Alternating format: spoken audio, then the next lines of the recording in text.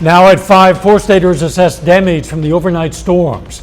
Plus, what was on the list of some area last-minute Halloween shoppers, and the presidential candidates are making a final stand in the battlegrounds with just 5 days to go. I'm Natalie Brand in Bucks County, Pennsylvania, with a look at why voters here are so divided. The 4 states' most watched news starts now. Some 4 staters are assessing damage and cleaning up in the wake of overnight storms. This is KOAM News at 5. I'm Dow Quick. Some of the worst storm damage appears to be in the Fairview, Oklahoma area. Roofs of some homes are destroyed and family belongings are scattered.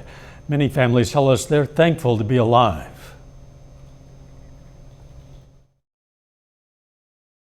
My husband, he got up and, of course, in Oklahoma fashion, goes outside to check on things. And he could hear it coming and ran back in and said, "Come on, take cover." And we all piled in the bedroom and he pulled our mattress on top of us. And as soon as we heard it, it was gone. Very grateful, very thankful. The Lord had his hand keeping us safe. So it came on my phone, and so I was in the restroom, and my husband hollered at me to hurry and get covered, and so I went in the closet. And when I went in the closet, it was where our attic was. Fell on top of me. And then I hurried up and got out of the closet and just stood there, and I just prayed.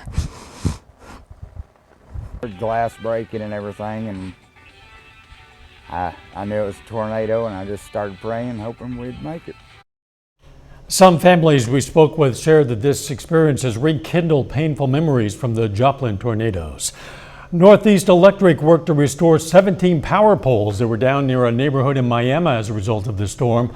Poles and power lines were on the ground along with other debris, and people in that area lost electricity and internet connections. The company restored the power. They were working on restoring internet connections at last reports. To get out there and get the electric back up, to provide service. I mean, we've got a lot of people out there that's on oxygen and everything else, so it's very important. For many people, the power went out around 10 o'clock last night. Let's check in with Chief Meteorologist Doug Heddy now for an update on the weather. Yeah, and thankfully no severe weather today, and everybody got some rain last night, which was very important because we've been in an extreme drought over the past several weeks. Since midnight, about a half an inch, but with this entire system, we picked up about an inch and a half on average across the region. Besides that, we really haven't seen any rain for the month, but we are still almost 12 inches behind where we should be for this time of the year. Cooler today, not as windy, thankfully. Temperatures sitting into lower 60s.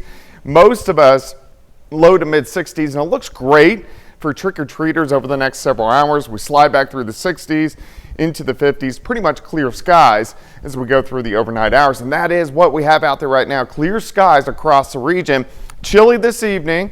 As we go through the next few days, tomorrow's going to be mild, and then showers and thunderstorms back in for the weekend. We're going to look at that here in just a bit.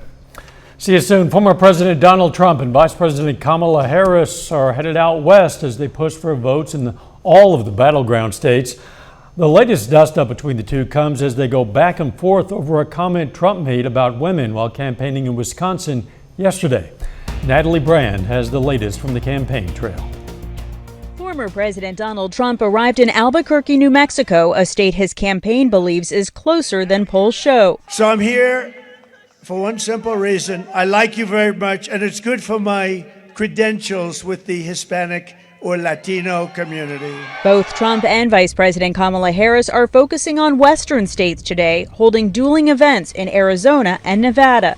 Before leaving Wisconsin, Harris criticized this remark from Trump during his Green Bay rally Wednesday night. I'm going to do it whether the women like it or not. I'm going to protect them. It actually is, I think, very offensive. And this is just the latest on a series of reveals by the former president of how he thinks about women. CBS News polling shows Harris currently holding a 12-point lead over Trump with women voters nationally. I don't think he's presidential at all. Josephine Lawley, who voted for Trump in 2016, calls it a big mistake.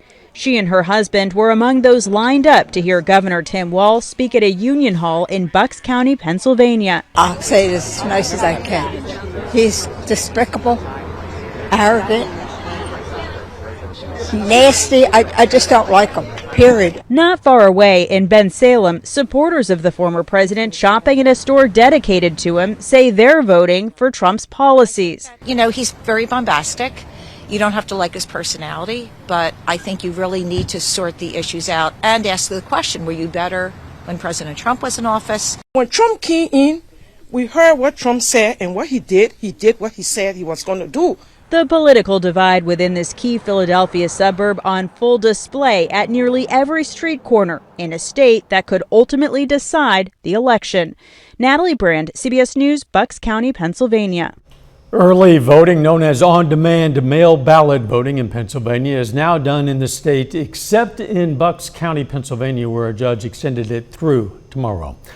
A hearing could shut down a sweepstakes put on by Elon Musk's political organization. A judge in Philadelphia is hearing arguments after Musk's America PAC announced $1 million a day sweepstakes to promote voting in battleground states. Philadelphia's district attorney claims the sweepstakes violated federal law that bans paying someone to vote. For the first time in almost a year, North Korea launched a new and more powerful missile that could potentially reach the U.S. mainland. South Korean and Japanese officials say the intercontinental ballistic missile was fired almost vertically upward for 86 minutes, reaching a height of more than 4,300 miles before falling into the sea. That would be North Korea's longest flight time and highest altitude ever. Air forces from the U.S. and South Korea staged joint aerial drills in response to the missile launch. Still ahead, the screen time stats that might surprise you. Are teens spending too much time in front of screens? I'm Michael George with the physical and mental health impact of too much screen time. Plus, a potential link between later menopause and asthma. Those stories next in Health Watch. Topping today's Health Watch, researchers said they found the sweet spot for when it's safe to have surgery when recovering from a heart attack. A study by the University of Rochester found people 67 and older should delay any elective surgeries for 3 to 6 months after they've had a heart attack. Those months of recovery can drastically lower the risk of life-threatening complications. Women who go through menopause later in life are at a greater risk for developing asthma. A study published in the journal Menopause found an increase in asthma cases among women who went through menopause at age 51 and older. While the reason isn't clear, multiple studies have suggested there's a link between asthma and sex hormones. We all know teens spend a lot of time on screens, but now the CDC has some exact numbers. Michael George has more on what parents need to know. Teens are spending more time in front of screens in recent years. Now, new findings from the CDC show about half of teens had 4 hours or more of daily screen time. Research shows actually that social media use is more likely to have harms if it exceeds 3 hours per day, so I think those rates are concerning. High amounts of screen time have been linked with poor sleep, fatigue, and anxiety and depression. This survey finds about 1 in 4 teenagers with 4 hours or more of daily screen time experienced symptoms of anxiety or depression in the past 2 weeks. Dr. Tamar Mendelson with the Johns Hopkins Bloomberg School of Public Health says parents need to understand what social media use is healthy and unhealthy. And is it interfering with the day-to-day kinds of activities that promote positive development for young people? So that includes healthy bedtimes, having dinner with your family, spending in-person time with friends, and doing sports and other after-school activities. Dr. Mendelson adds that parents should set boundaries and limits and keep the lines of communication open. During COVID, I kind of looked at my screen time and I was like, wow, I'm spending more than half of my time awake on my phone. Something needs to change. This group of teens is part of the Luddite Club, formed at some New York City schools, named after a 19th century movement opposing industrialization. Former teacher Amanda Hannah McClear is now making a documentary about the teens' commitment to kick their phone habit. When there's no phones around at a Sunday meeting, they are drawing, painting. Helping teens develop more connections in real life. Michael George, CBS News, New York. For the survey, teens reported on their own screen time use during a usual weekday, not including time spent doing work for school.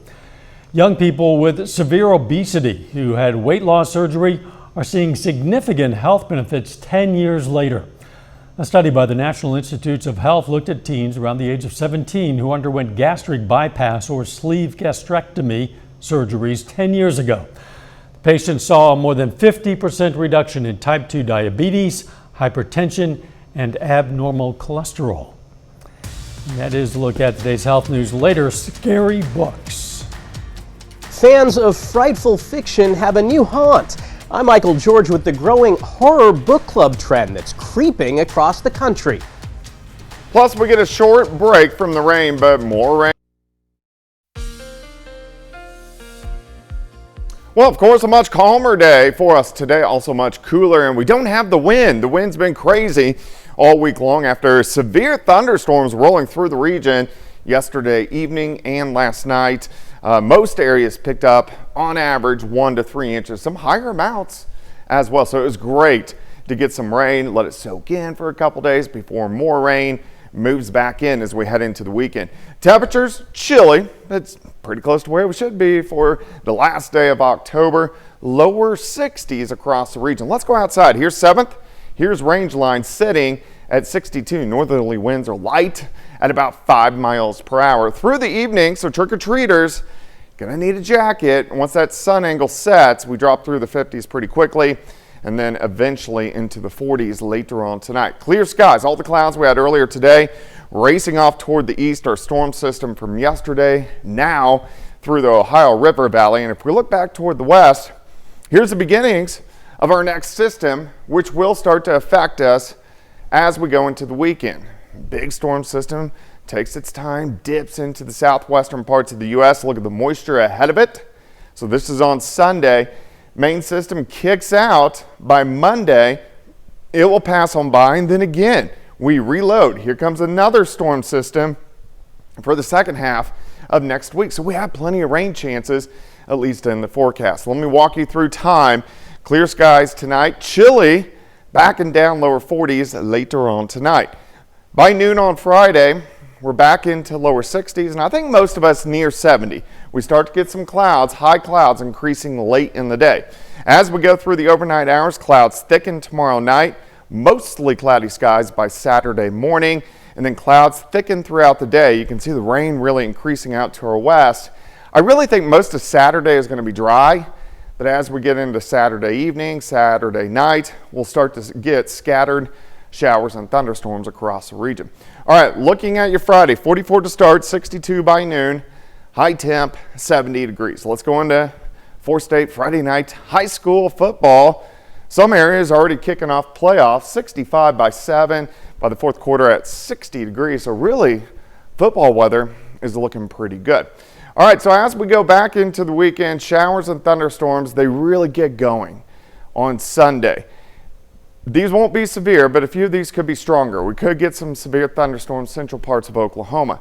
Periods of rain Sunday, and then as we go into Monday, the main system lifts through, and this is when we could pick up some strong to severe thunderstorms once again. So that would be Monday afternoon into Monday evening, and then we cool down behind it as that system works through. Check this out. Potential rainfall with this next system. A lot of areas, 3, 4, 5, 6, 7 inches of rain.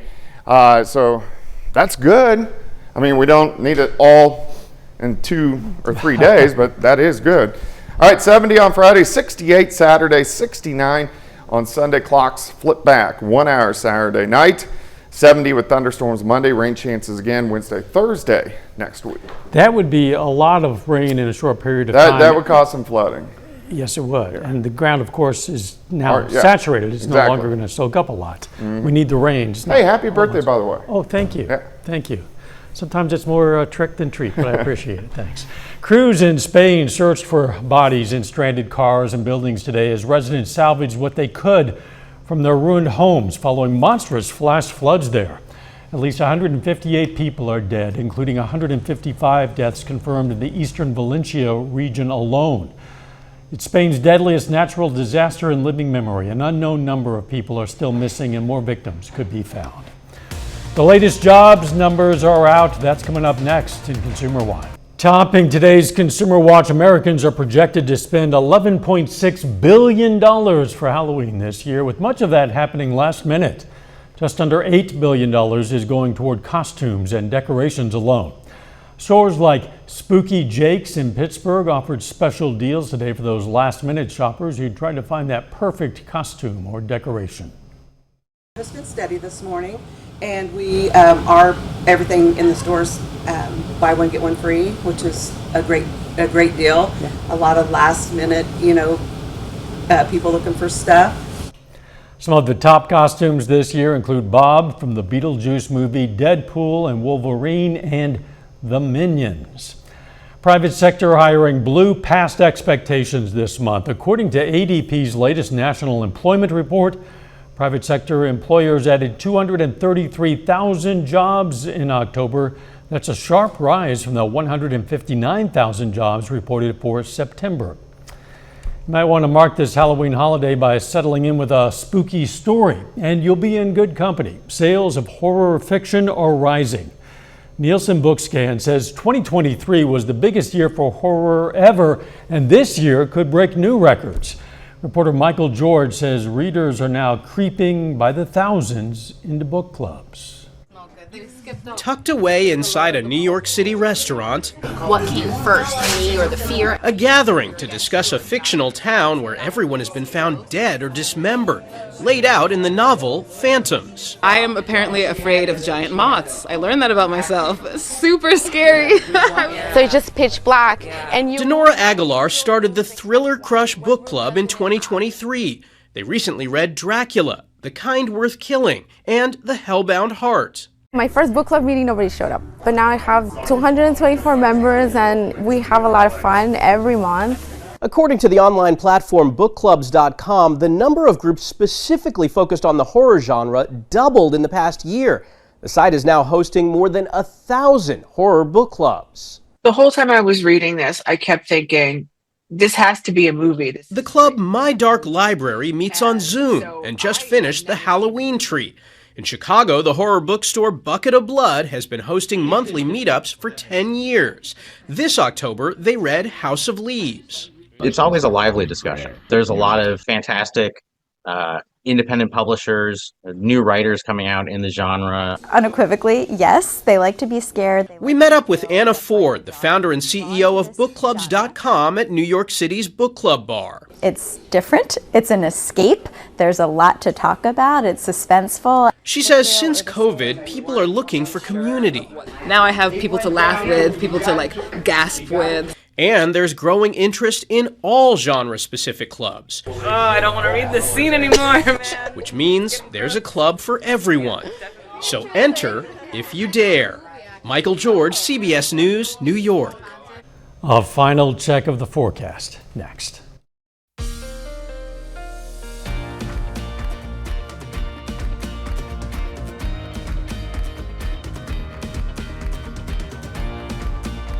On the CBS Evening News, Bridging America's Divide. See what happened when Harris and Trump supporters got together to watch the other's favorite cable news channel. Then on KOAM News at 6, we're going to hear about the challenges facing crews restoring electricity after the storm, plus potentially life-saving donations for chaplains who provide services for the Joplin Police Department. And Pitt State women's basketball previews its season that starts this weekend. Stay with us for the CBS Evening News and then KOAM News at 6. Boy, the weather has been crazy. We went 6 weeks or so with little to no rain. All of a sudden, we've got a downpour and a lot more on the way in the coming days. Yeah, another big system moving in late Saturday, Sunday into Monday. Rounds and rounds of showers and thunderstorms, several inches very possible. But for trick-or-treaters this evening, it's looking pretty good. That's good news for trick-or-treaters and their parents. Thanks for joining us. CBS Evening News is next. And of course, we're going to be right back here for KOAM News at 6. See you then. Let's make it a great evening.